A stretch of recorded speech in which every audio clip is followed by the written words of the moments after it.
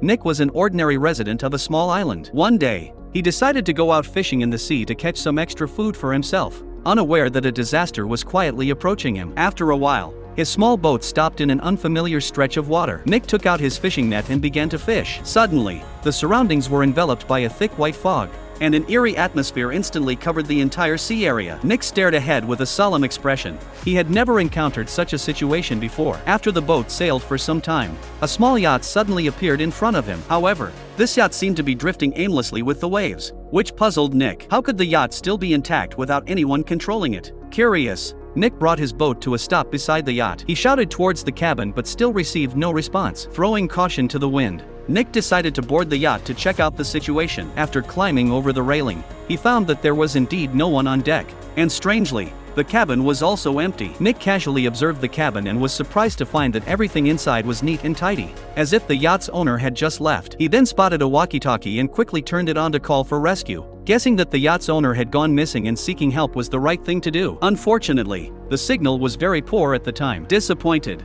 Nick had no choice but to leave. However, when he returned to the deck, another bizarre thing happened. The small boat he had tied to the yacht had mysteriously disappeared. Realizing something was amiss, Nick hurried back to the cabin, intending to use the telescope on board to search the surroundings. Regrettably, all he could see was thick fog. He couldn't see anything else, forcing him to give up the search. After an unknown amount of time, the fog outside began to slowly dissipate. Nick immediately grabbed the telescope to continue looking, but there was still no sign of his boat on the vast sea surface. It was clear that finding his small boat was nearly impossible. Helpless, Nick had no choice but to try starting the yacht's engine and drive it back to shore. However, the engine refused to start. Left with no other options, Nick relied on his extensive sailing experience. He quickly found a map and determined his exact position. The yacht's sails were reopened, and the vessel regained power.